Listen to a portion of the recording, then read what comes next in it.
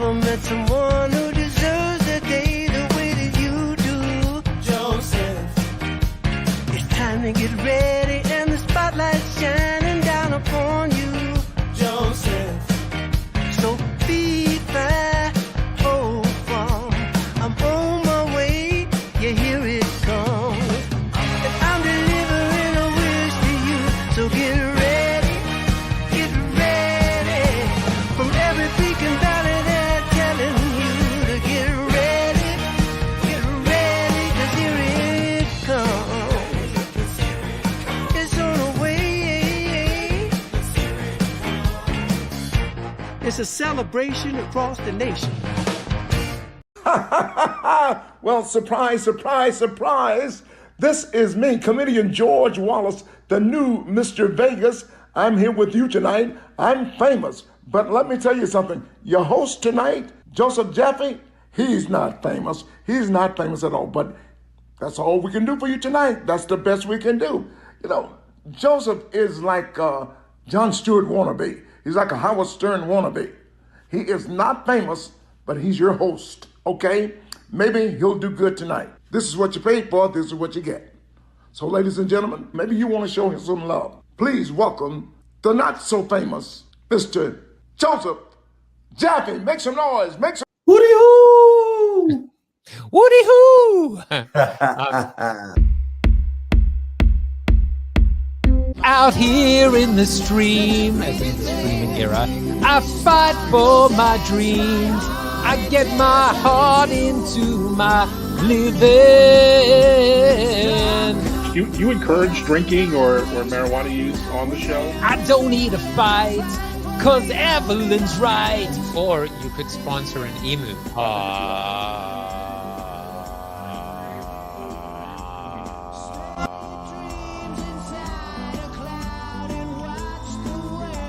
I'm Batman. That's your tweetable moment, folks. That's your tweetable moment. If Mark Zuckerberg makes a metaverse, is that Web3? No, it's Mark Zuckerberg's metaverse. He's like us. He's flawed. Just a little segue. That's some dope shit, dude. That's really, really nice. Woody-hoo! Woody-hoo! I have to tell you that I look like a schlumpf today. What the hell's going on? I should have dressed up for the occasion. For God's sake, it's Ann Handley in the studio.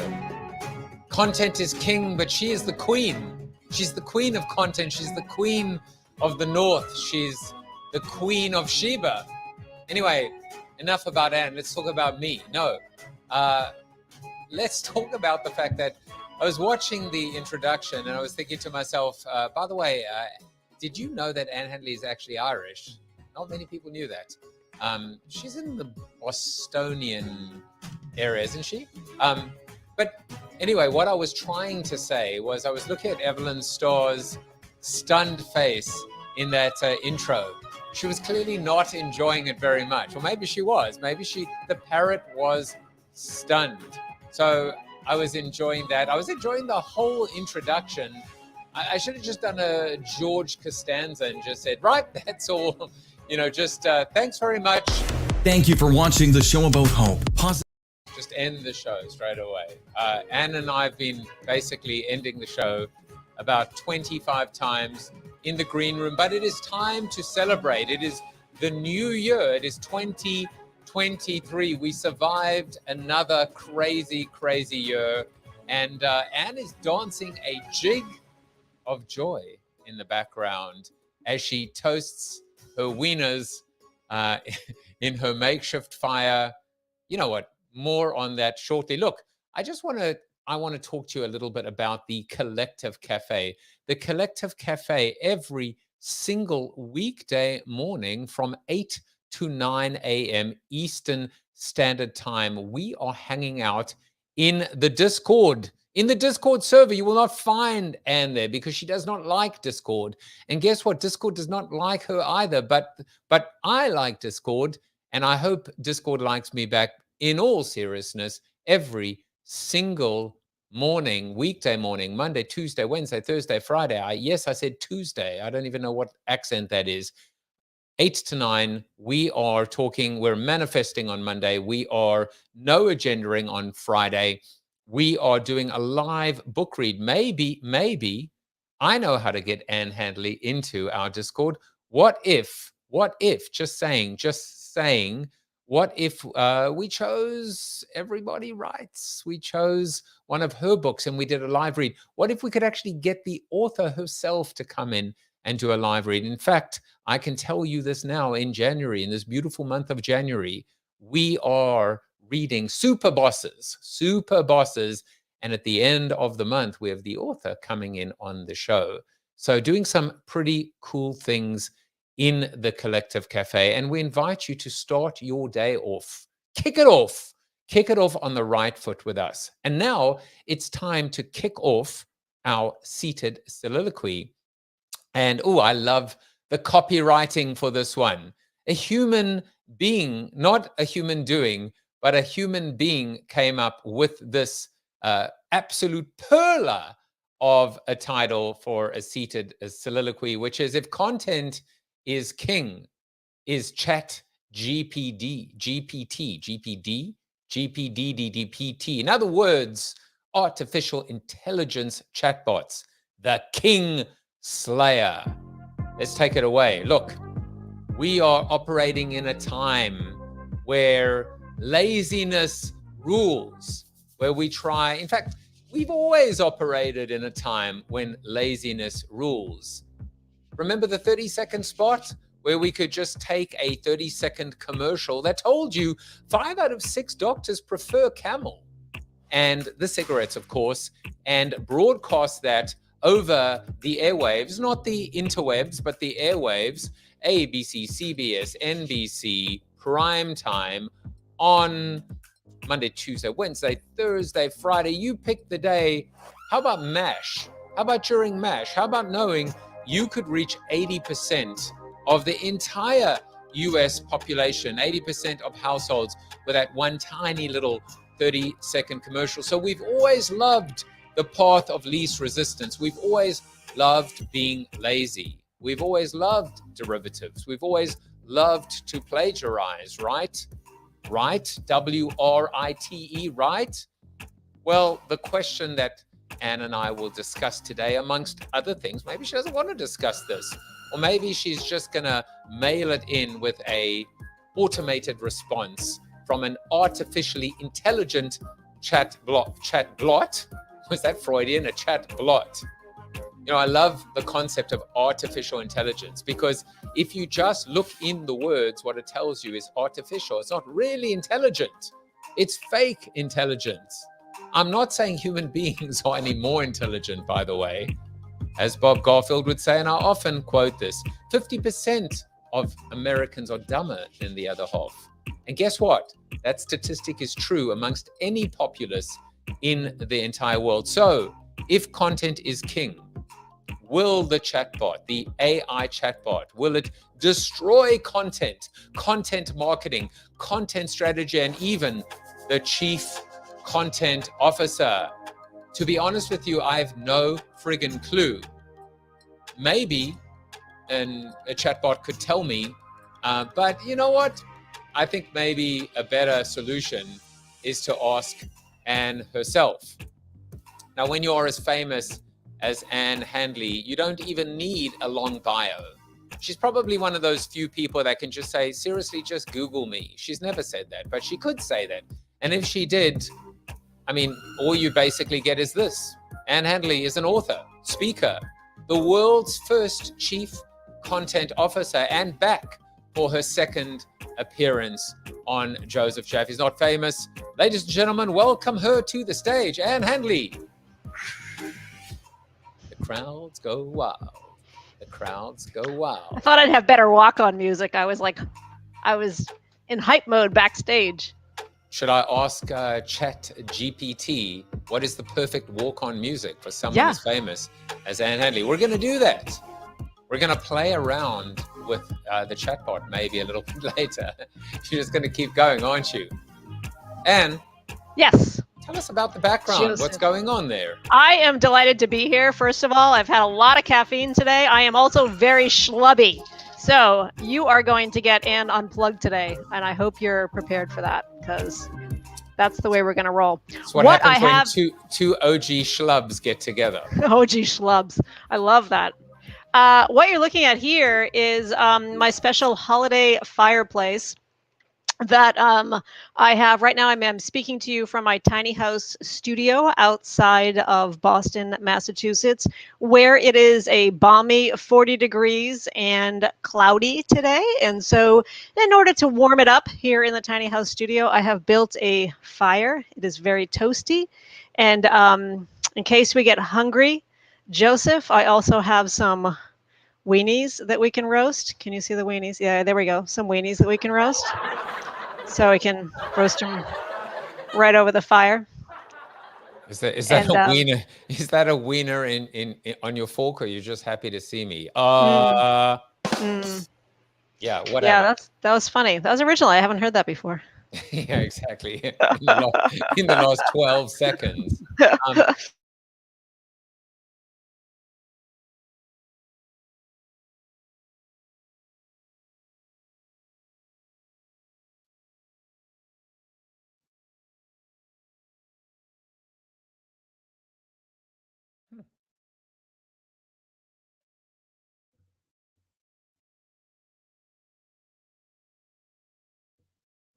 Ann Handley, where are you, Ann Handley?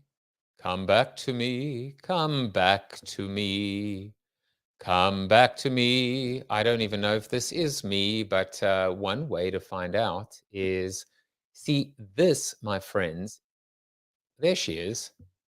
Come back to me, baby, come back. I don't know what happened there. I guess it was just a, I don't know, maybe censorship around the wiener situation. Not sure. Do you notice that there are two Ann Handleys on the screen at the moment, or is it just me? No, it's just you. I only see one. Oh, that's so weird. Well, you know what? I have no idea what's happened, but I do know on good authority that I did not pay the internet bill, apparently, in January. Oh. So where were we? We were talking about wieners. Yeah, but that's when we get shut down. So I think we should move on from the wiener situation. Yes, yes, I agree. And the beautiful thing about this is one of those times when I'm definitely grateful for the fact that we are pre-recording. That's actually true. Yeah, Same. Exactly. So Ann Handley, we were talking about things that were censored. Apparently, we shadow banned ourselves. Did we not? Yes, I think we did. As a matter of fact, yeah. But that's okay because we probably deserved it in this situation, unlike in most cases. I have a question for you about actually, funnily enough, about content. An almost semi-normal question. An almost one. I love how you qualified that with an almost. Yeah, well, I want to talk to you about language. I want to talk to you about authenticity and authentic voice. Most of us swear IRL in real life. Most of us are quite informal. Yet from a language standpoint, there is something about an inability for us to tolerate words like damn or suck, writing a book like Built to Suck. Why do we have a problem in terms of using words that we would use in our actual personal lives in business? Yeah. I'm not so sure that most of us actually do have a problem with that, but I think that there is a subset of people who do have a problem with that, and they're the ones that we tend to hear from when we use that kind of language or those kinds of words.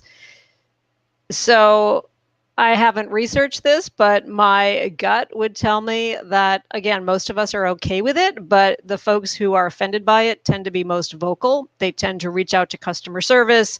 They tend to complain on Twitter. They tend to reply to that email that had the subject line of suck in it. And I have experienced a little bit of this, so I know exactly that at least anecdotally, it's true. And so, yeah, so I think that is why. But I'm not sure that means that we should never use those words, but I guess the path of least resistance is to just maybe find an alternative.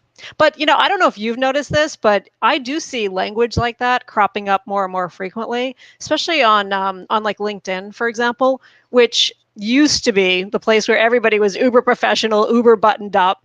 And, today I do see a lot more, I don't know, edgy language, I guess I would say, a lot more personal stuff, definitely, but also just the way that people speak on there has definitely shifted. I don't know if you've noticed that, Joseph, but I definitely have.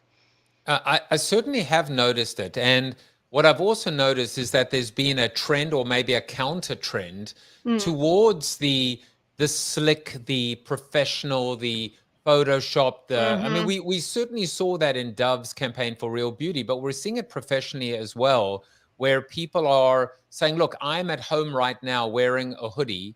I'm schlubbing at home at the moment, and yet I am manifesting or presenting myself with this, that weird smoky gray background with hair and makeup, and that's just not who I am anymore.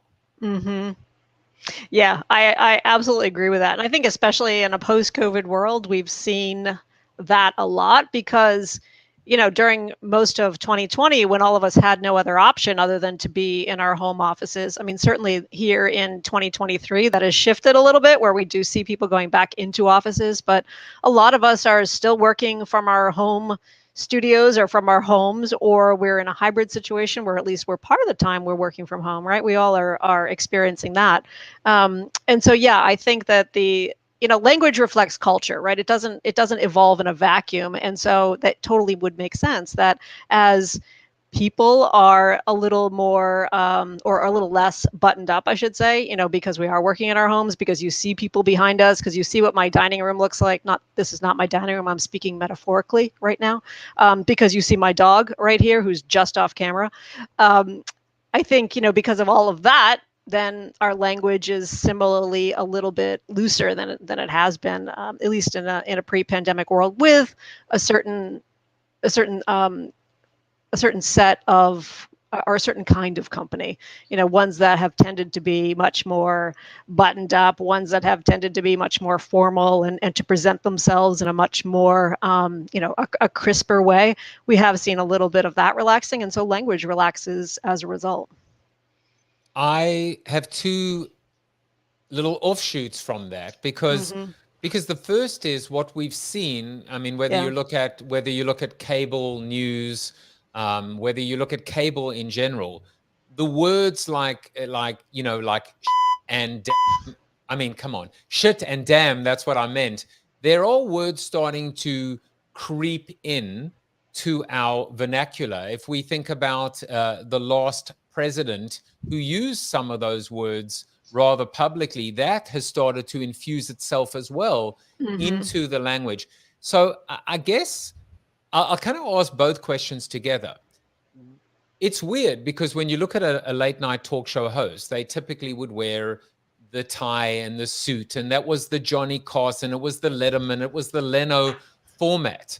And now again, whether it's Trevor Noah or even or even Seth Meyers, now suddenly it's open collar and it's a T-shirt. Yeah. Does it land? It's a weird thing because now that they're actually moving in that direction, does it land well to look at them and go seriously, you couldn't dress up for work? So there's that. And then there's the other part of the authentic voice, I guess, because I'm talking about dress as well as language. But then there's this idea of saying, you know what, all due respect, Ann Handley can do it, Joseph Jaffe can do it, but I don't know that OG, old guard, can necessarily do it. Or am I wrong? Yeah. I don't know. I was just thinking about this. Does it land when you see, Jimmy Kimmel or Jimmy Fallon, showing up in what do they call it, in a vest, which they've never done. But if they did, you'd be like, seriously, dude, you couldn't dress up to work? Yeah, I don't know. I mean, I think it speaks to their brand, though, doesn't it? I was just thinking about when you were talking about how the dress code for not only late night hosts or anybody on television, and I'm using that full word because it feels like television harkens to me like 60s, 70s era, where TV feels much more modern. Yeah, television. So back on when we used to watch television, I think about not only late night hosts or talk show hosts or that kind of thing, but I thought about my Uncle Ed, who when I was growing up, I was a little kid, he was retired. He was an engineer and long retired by the time that I was maybe, I don't know, 7 or 8 years old. And my parents and I would go over to their house to visit my dad's sister. He was married to my dad's sister. And we would show up unannounced because that's how things worked in a pre-cell phone era. You know, we happened to be in the neighborhood, we'd drop by. Can you imagine that now, by the way? Suddenly the doorbell rings and there's like 4 people standing there. I mean, I'd freak out. But anyway, that's what we used to do. You're like, get the out of my house. Exactly. You know? It's Or like someone. It's like someone who calls you, and you're like, why? Yeah, who died? Yeah, Exactly. immediately. Who died? Who had a heart attack? You know, that kind of thing. Yeah, exactly that, because things have shifted. But we used to show up there again, unannounced, no matter what time of day. And Uncle Ed, could be right after breakfast on a Saturday. Uncle Ed would answer the door in his shirt, button-down shirt, and a necktie. He's just hanging around the house on a Saturday, yet he would have a necktie on. And like, that's the generation that he was from. That's the era that he was from. And it's funny now, like, to think about that. Can you imagine stopping by somebody's house ever, even if you were announced that they would ever put on a necktie? No, I mean, nobody ever does that anymore, but that's the way it was. And so, yeah, I think what we're saying is just an evolution of that, like definitely a loosening, if you will, of dress code for sure. But at the same time, you know, I think it speaks to brand. Like I said, it's like, I feel like however you are presenting yourself, it tells a story. It gives some information about who you are as a person to your audience or whoever you're speaking to. And so I think it speaks to that person. Like, do you want to be known as somebody who's a little bit schlubby and will show up to speak to me in a hoodie? I mean, that's okay. If that's who you are and that's our relationship, then great. Or, you know, do you want to show up with a suit jacket and an open collar shirt? I mean, I think it speaks to brands really more than it speaks to anything else. And by definition, it alludes to almost like a brand crisis or a schizophrenic brand, because who is the brand and what is the brand and how is the brand changing, and what do we now demand or expect from, you know, that talk show host? What we want and what we desire. Certainly, I'm betting my entire career on it, and you've built your entire career on it too, which is the power of community and some kind of inclusive approach. Yeah, exactly. And signaling to the people in that community that, you know, I understand you, I get you, like, you are part of this. I mean, I think everything that we do taps into brand. You know, we tend to think about brand. I'm sure we've talked about this on the show before. I know you have. We tend to think about brand as just those visual components, but truly it's every single touch point.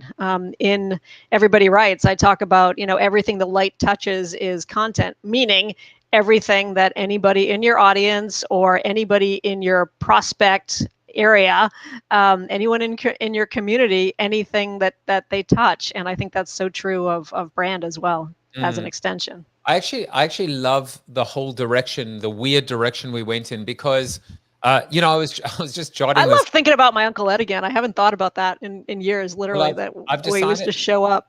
I've decided to actually call you now the world's first chief content officer and niece of Uncle Ed. Uncle Ed, totally my favorite uncle. He was amazing. So. I thought, by the way, that you were actually going in a slightly different direction, which is one is this idea of showing up unannounced, which I thought there was like a lot of meaty brands showing up unannounced, right? Brands can't show up unannounced because they've built a brand. Brands have built the brand of actually interrupting us. They've only shown up unannounced and they've never been welcome because of it. But what if a brand did show up unannounced and was welcome? So there were two elements, right? There was the showing up unannounced, and then there was this idea of always being presentable. And then the third part of it, and then I'll shut up because I'm just the host. I'm not the guest. I'm not Ann Handley.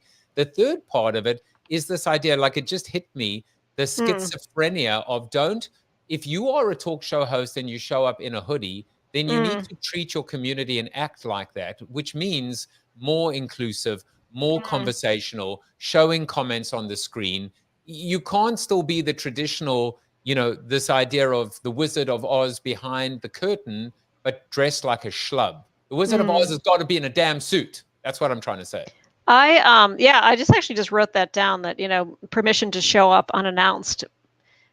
I was thinking about how I actually do think there are situations where you can show up unannounced as a brand and be welcomed into somebody's home. And I, like, for example, this is just a really small example, but I'll share it anyway. I think when we focus on building that sense of trust and that sense of community with our own audiences, when we really focus on that, like in a legit way, not like this sort of, oh, yeah, we put the customer first, like not in this sort of just lip service, but when we really walk the walk and we provide true value to a customer, I think that they will allow you to show up unannounced. And super quick example of that. So I have an email newsletter that I mail every other Sunday morning. I have trained my audience over the past 3.5, almost 4 years now to anticipate me every other Sunday morning. I show up in your inbox at 6 a.m.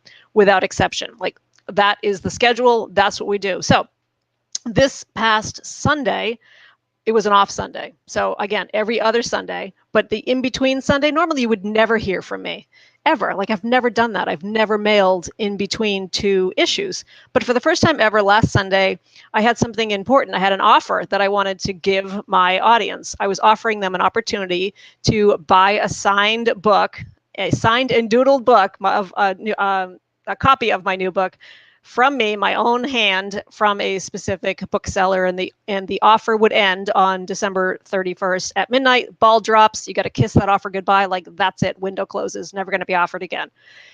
I sent an email with that offer super quick. I interrupted them on an off Sunday, and the response was phenomenal. And I really wasn't sure about how that was going to go. I never send a direct response email ever, number one. I always send an email newsletter that is very much focused on the needs of my customers, the needs of my audience. I really legitimately put them first. I try to offer value in each and every one. I've built a relationship with them so that when I show up on an off week with a direct response email asking them to buy something, I never do that.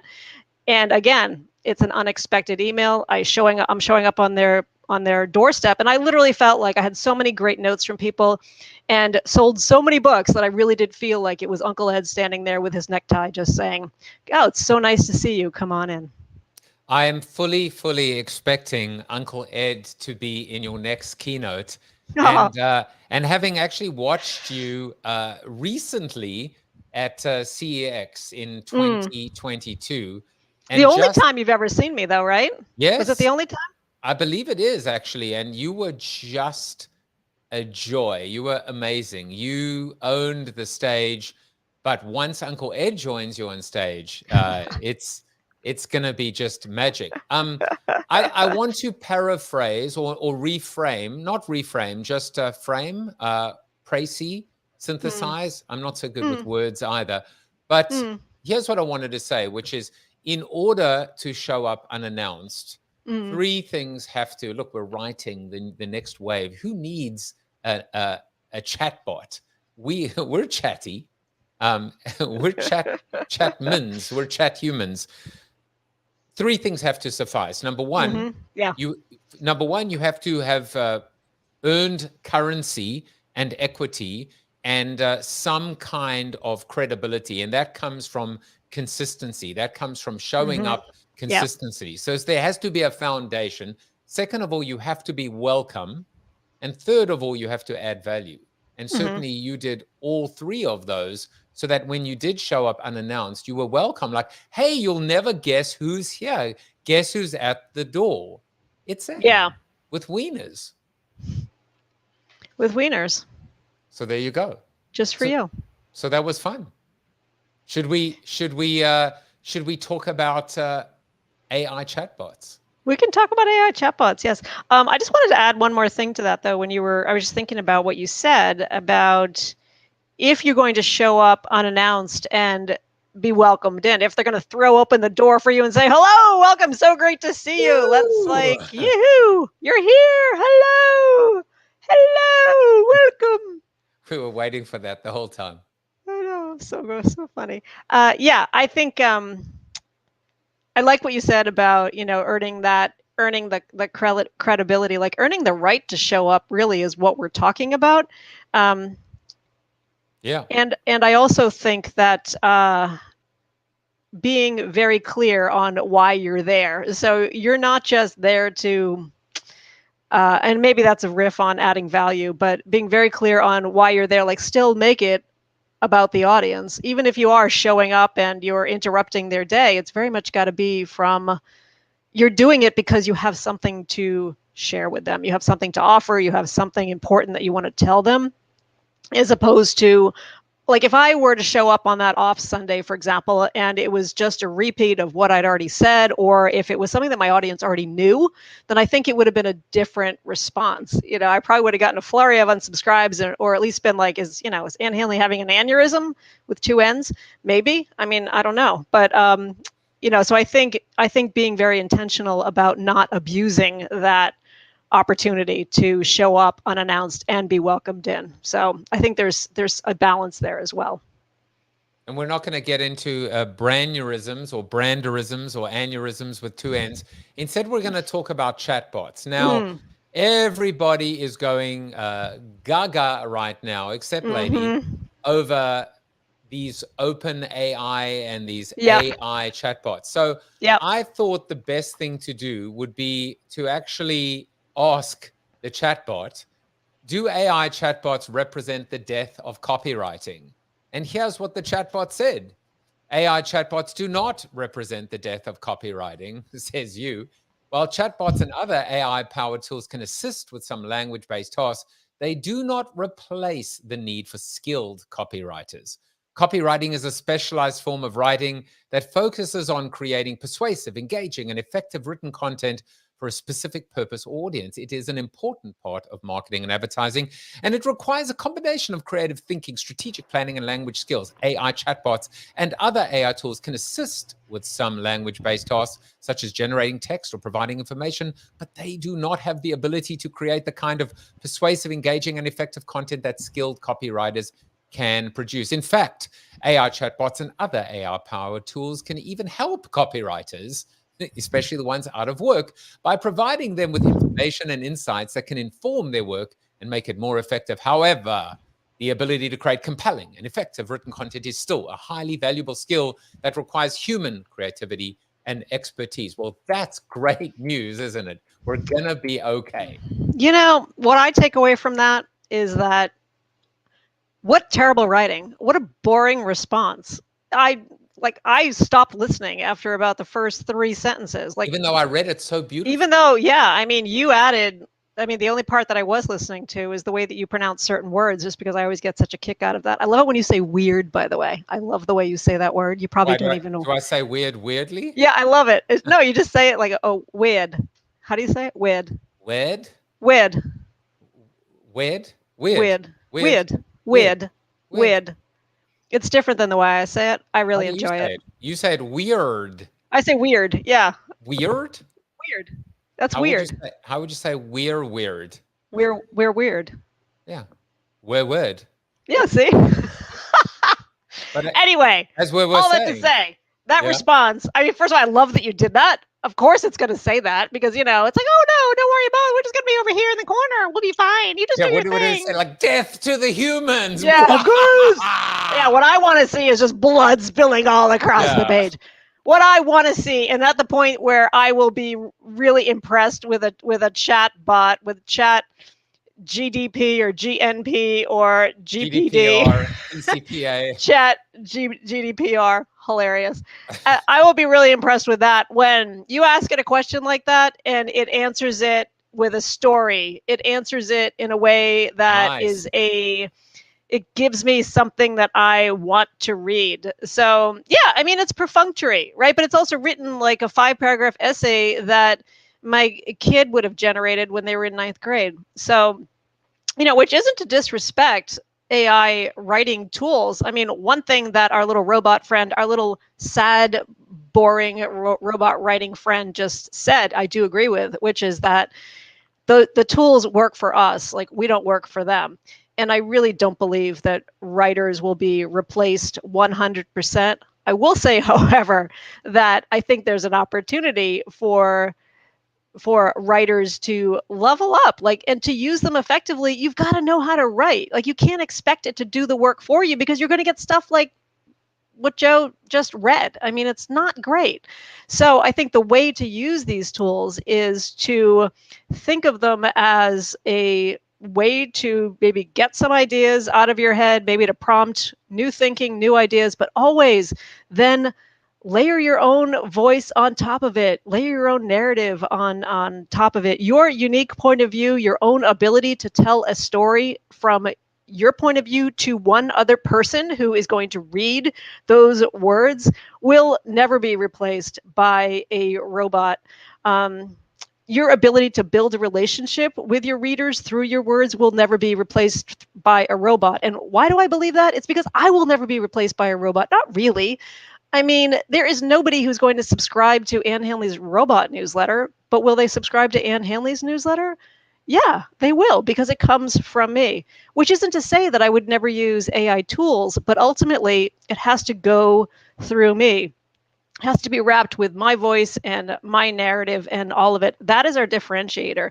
And I think the sort of, the hype that we're hearing now around AI writing tools, I mean, it feels like it just exploded in the course of a week in December. It went from, just a handful of sort of geeky users to, millions. I think it was just an incredible momentum that some of these tools have had, particularly GDP. What is it? Now you're totally confusing it in my brain. I don't know.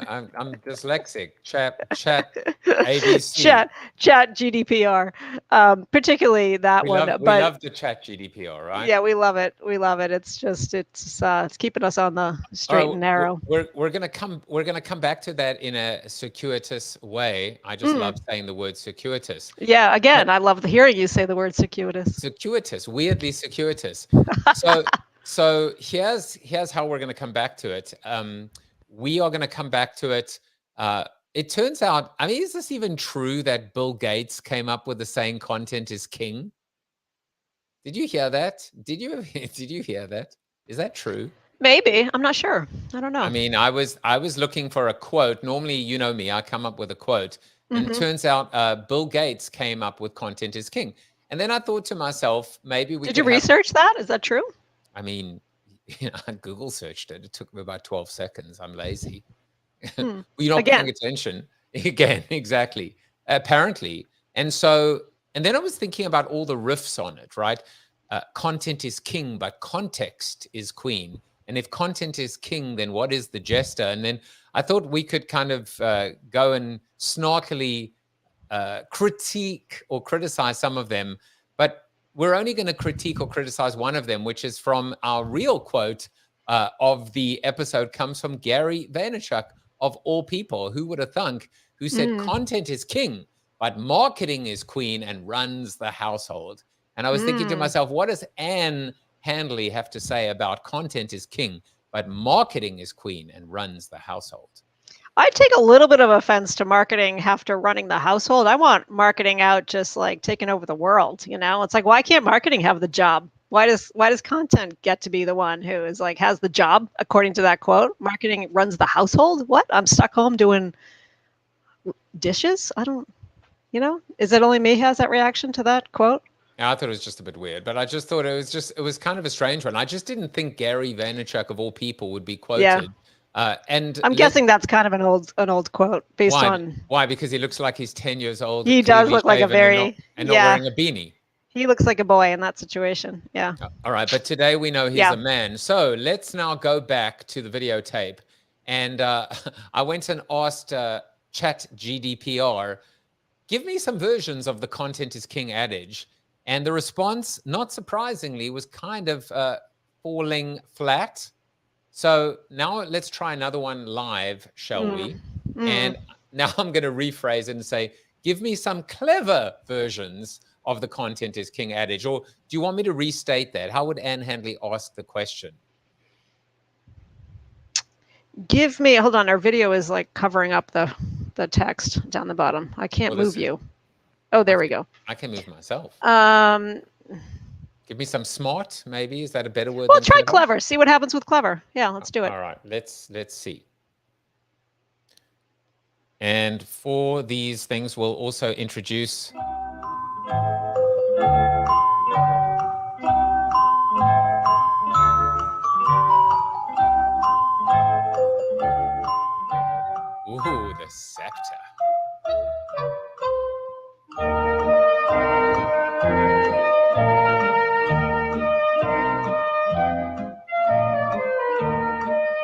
think about this? In the world of digital marketing, content is the crown jewel.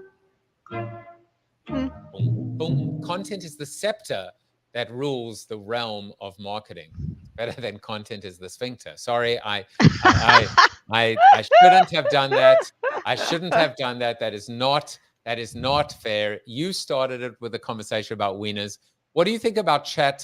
Let's get back to the subject at hand. What grade would you give the response, Anne? Which one? All of them, or just maybe the clever ones, the slightly cleverer ones? I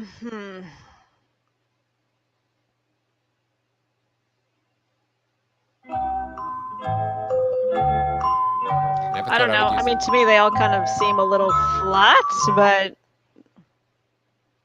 you know what? It feels like the beginning of a brainstorm. So based on like how I think about AI writing tools, it's not the worst place to start. It's I wouldn't say it's very creative in terms of an analogy or a metaphor, but you know, it feels like a brainstorm that you have around a conference table, and that's like the first pass. So you know, there could be something in there. I'm gonna do the thing that we were doing before, which is the thing that I was attempting to do before, which is to reframe.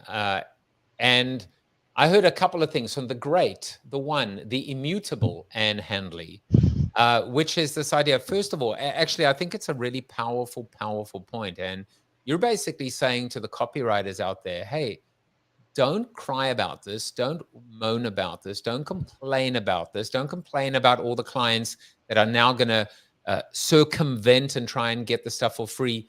Level up. Yes. Get better. Yeah.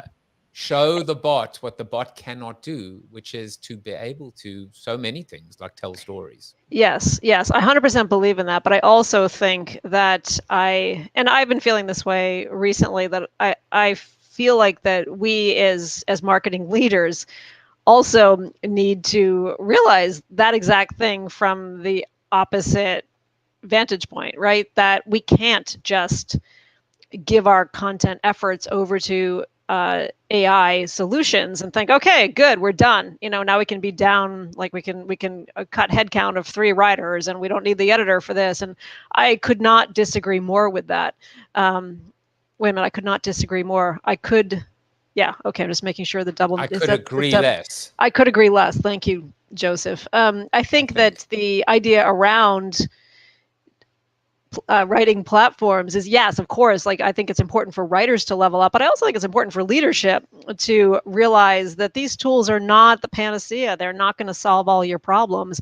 And you do need actual people with actual blood pumping through their veins and actual beating hearts to truly connect with your audience, to build relationships with them, because that's what we want to do in marketing. There is never any shortcut. And you started out the conversation today talking about how, you know, we're lazy. We are fundamentally lazy. We're always looking for shortcuts. And 100% that is so true. But I think that if we are in the business of building relationships with people, that is one thing that you can never shortcut. You just can't. And so to build that trust and that credibility and build that relationship, you need people who are going to imbue your content, your writing with all of that. And by the way, I think this applies to copywriters for sure, but you know, everybody in marketing these days is a writer. And so it's not just about the copywriters. Marketers on my team are writing emails, they're writing landing pages, they're writing research reports, all of that. And so it applies to everybody. Hold on. What are you saying? Are you saying that everyone writes? Are you saying that everybody writes? Is that what you're saying? That's genius. What a tie-in. I think that's what you're saying. That's exactly what I'm saying. Yes. So everybody writes. Well, somebody I know went and rewrote everybody writes again. Wait, it's almost like saying never say never again. And so now that I've so beautifully segued back to you, tell us about the new, old, new. Yeah, the new old. So I about a year ago, I signed a contract to rewrite the second or to create the second edition of Everybody Writes.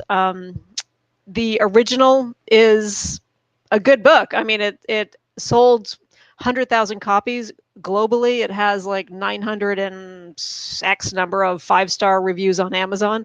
And I'm not flexing. I'm just explaining that I thought when I went into the second edition of this book that it was going to be a very easy task. I thought, you know what, I'll just kind of maybe dust off some of the dustier examples, and I will, I don't know, maybe run a vacuum over some of the stats that needed freshening up a little bit. I'll plump the pillows on the couch, metaphorically speaking, and I'll like spray some Febreze like around the room, and it'll be like brand new, like it'll feel new.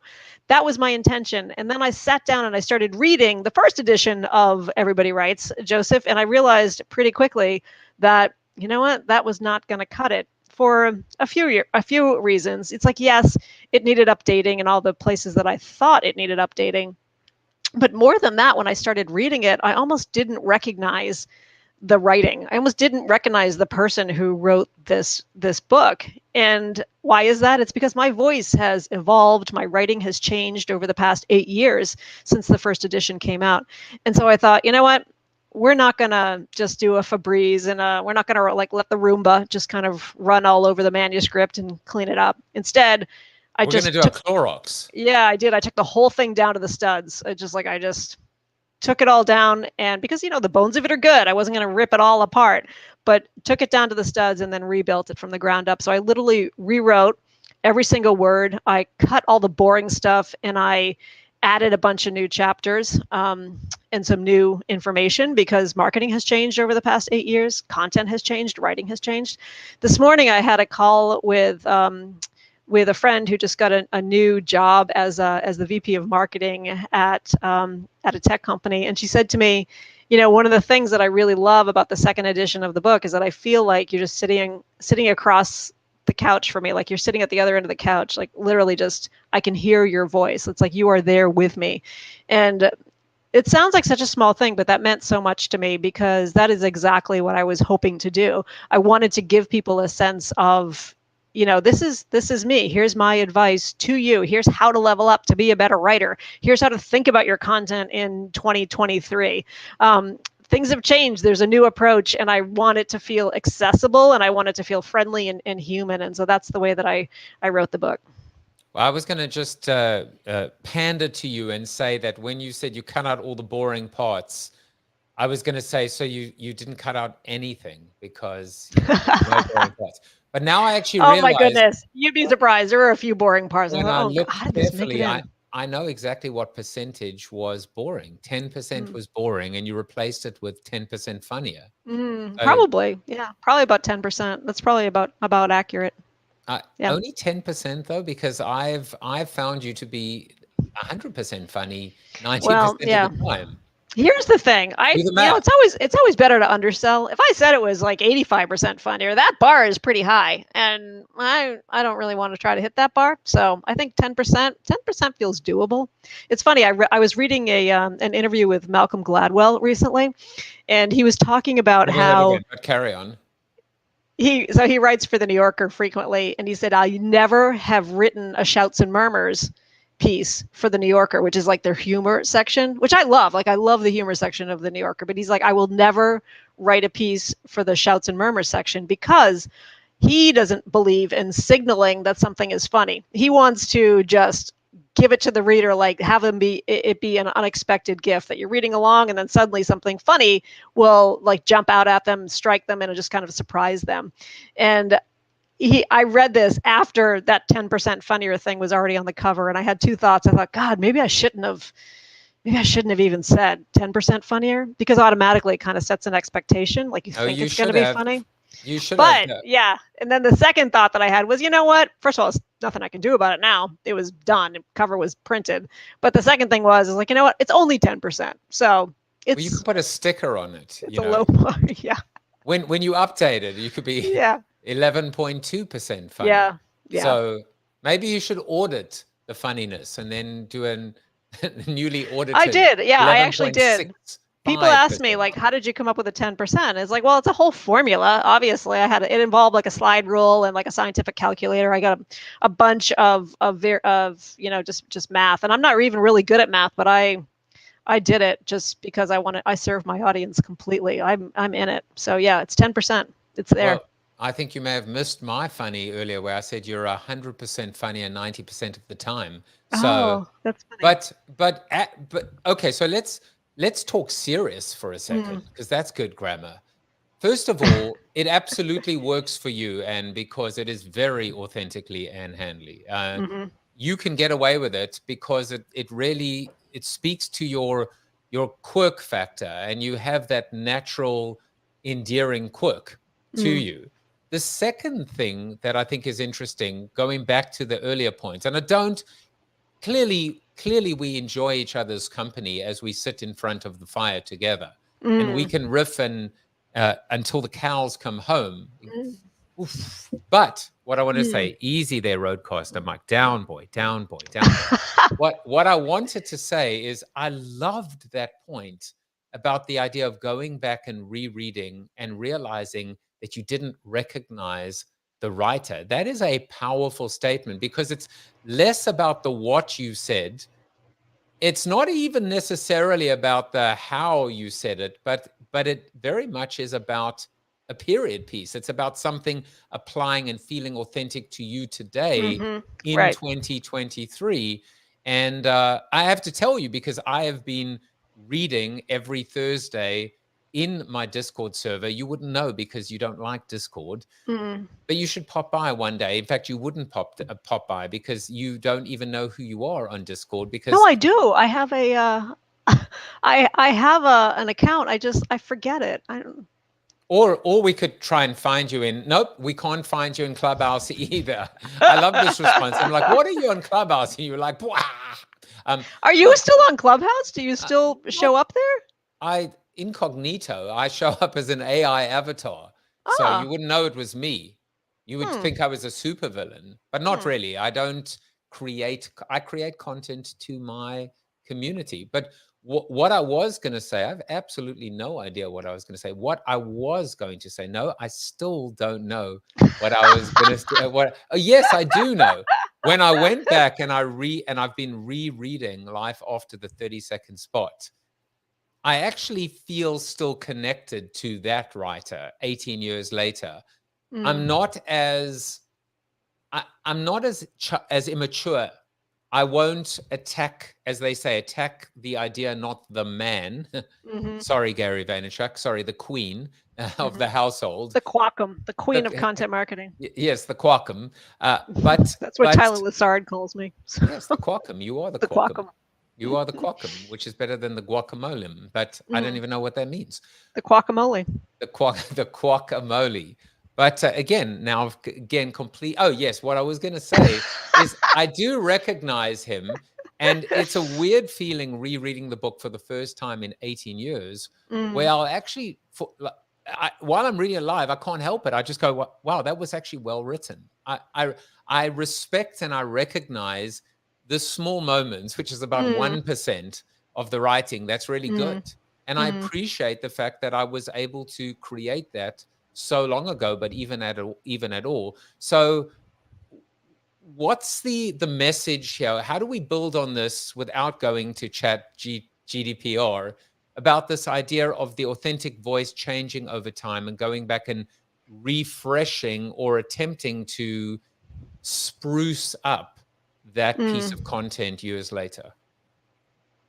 So are you asking how? I don't know what I'm asking. Yeah, I like the non-question question. I really vibe with that. It was a non-question question. So I think that the key to becoming a better writer, and by better, I don't mean that you have a stronger grasp on grammar. Like, I don't care about grammar. I mean to tap into your own voice. Like, we think about the idea of our writing voice as something that we need to find, like we're going to stumble over it in the dark, that it's like one of those little Lego pieces that my kids used to leave behind on the on the living room rug, and you're like hobbling through there at night and it's like, oh, geez, that's smart. It's not like that. It's not like you're ever going to find your voice like that. The way that you find and evolve your writing voice so that when you go back and read something that you read 8, 10, 12, 17 years ago, that it sounds different. And you still may appreciate moments. Like there are moments in the first edition that I do like, and I also poured it over into the second edition. So I'm not saying that you need to throw it all out, but what I'm saying is that the way that you evolve your voice is to use it. I mean, just use your voice and think about the choices that you make when you're writing. And that's like it's just about showing up. Essentially, it's just about showing up and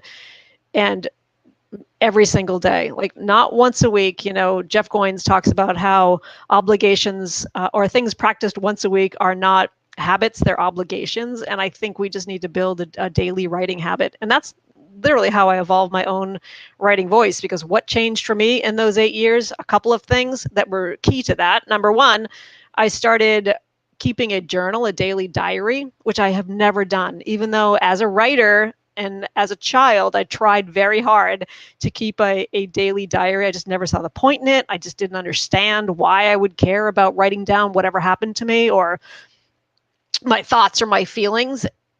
But yet I started doing that. Instead of thinking about thoughts and feelings, I started writing about, or I started recording is a better way to think about it. I started recording daily things that happened the day before, snippets of conversation I overheard while I was standing in line at Starbucks, a weird interaction that I saw in the post office, stories essentially that I gathered like a squirrel gathers nuts throughout my day, and I locked it inside that diary. And when I refocused my diary keeping to do that, instead of writing about my thoughts and my feelings, which I don't really want to record, I don't have to. Instead, when I thought about just capturing stories and giving myself access to them later on, recording them, if you will, it changed that my habit, and it made me willing to show up on a daily basis. And I've done that now for the past, 3-4 years. The second thing that I did also in the past 3 or 4 years is that fortnightly newsletter, that happens every other Sunday. Whether I have something to say or not, I promised my audience that I would show up every other Sunday. And more importantly, I promised myself that I would show up every other Sunday. And adhering to that deadline, forcing myself to keep that deadline, is what has helped me become a stronger writer, because I have a relationship with the audience, because I'm writing, because I'm putting it out there. It's giving me confidence, but it's also helping me work on my craft every other week. And it doesn't have to be a precious thing, right? Instead, it's just about showing up. And the more you do it, the better it'll feel, the more authentic it'll become. Absolutely love that. The applause, the crowd goes wild, wild, wild. And dare I frame or reframe or refire the frame of the fire framer? Here's what I would say. Mm-hmm. It's actually so profound, the word people say, find your voice, as if you lost it, as if you never had it. Or if you're trying to discover it for the first time, how is that even possible that you never had a voice? You have a voice. What you have to do is learn how to show up, how to be present, how to evolve that, how to adapt it, how to show up for yourself. I mean, there's so much richness about this voyage, this discovery. It's a journey of discovery, as opposed to a find or the pot at the end of the rainbow, which of course we know doesn't exist. Or if it does, I'm not going to tell you that I found it or that I'm looking for it, if you know what I'm saying. Did I just extend the metaphor or mix the metaphor and extend it too much? Did I? I guess not too much. No, good stuff. So Ann Handley is an author, a speaker, the world's first chief content officer. I found it very interesting as I was looking at fun facts about you, which is, this is what I wanted to show. I saw this, the content is king, the rise of the chief content officer. And I looked and I said, wait a second, I see 3 males, but I don't see a female, and I don't see the world's. Oh, wait, there she is in the bottom. Oh my goodness. What is this from? I don't know. I searched content is king or the chief content officer. Yeah. And I found 3 seemingly white guys apparently are the chief content officer. But there's Waldo on the bottom right-hand side. There is the real chief content officer, the world's first chief content officer. The Qualcomm chief content officer. No, the chief, yeah. CCO, the chief. Is Qualcomm with a C, a Q, or a K? Q. Should we ask GDPR? No, we won't. Ann Handley happens to be the bestie of Joe Jaffe, who is more famous than most people. Are you sure about that? I think so. I would say so. Yes.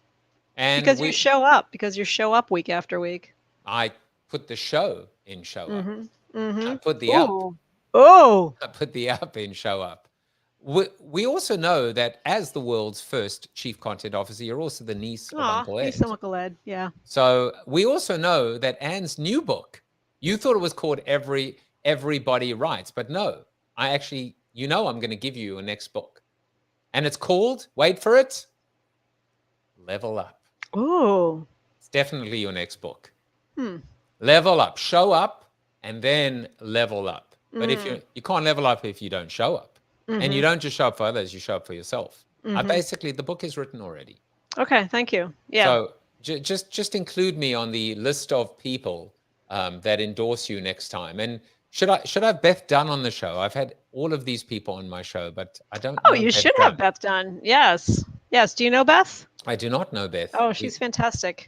Will you introduce her to me? 100%. Me to her. She's amazing. All right, Beth. I'm actually talking to her next week, so I'll mention it. All right, awesome. So what else can we say? We can say that if you want to, if you aren't, what have you been doing? You have been living underneath a rock. Follow Ann on the Twitter @marketingprofs or @Ann Handley. Follow her on the Insta @Ann Handley. Don't look for her in the club because she is not in the club. Don't discourse with her in Discord. She kind of likes it, but she forgot her username. I don't know. You can hang out with her on LinkedIn because is LinkedIn the new Twitter? Well, we'll discuss that next time when Ann comes on the show. Buy Everybody Writes, 100% refreshed, rewritten now with minty fresh breath. Register for Marketing Profs B2B Forum in Boston, October 4 to 6, 2023. Are you telling me that events are back? I think they are. Yes, they are. In this situation, the event is hybrid, but it is very much in person. We were back in person last October. It was fantastic. It was so nice, just like seeing people. I didn't even realize how nice it was going to be to see people in person, but boy, was it great. It was good for my soul. Show up. There will be toasty winners on show. That's right. There always is when Ann's in the house. Yes. And finally, last but definitely not least, subscribe to her newsletter. Remember, she may, just like people who come down the chimney, and by the way, the whole idea of coming down the chimney, that's not going to work in a world with Ring doorbells. I'm just saying. But regardless, she may show up unannounced, but I can assure you that when she does, you're going to welcome her with open arms because she is the chief Qualcomm officer. Did I get that right? And now, without further ado, it's time to just segue into the standard Chuck Norris ending to the show. You are Chuck Norris approved. Ann Handley will be back, hopefully sooner rather than later. Goodbye, everyone. Thank you for watching the show about hope, positivity, optimism, and if there's time left over, a little bit of marketing with your host, multiple author, and global keynote speaker, Joseph Jaffe. If you like the show, tell a friend or two. Please subscribe to the show, and if you want to get inside news, previews of upcoming guests, and much more, visit josephjaffe.com/subscribe to sign up for the show's newsletter. And despite the best ministrations of your wife, you still look ugly.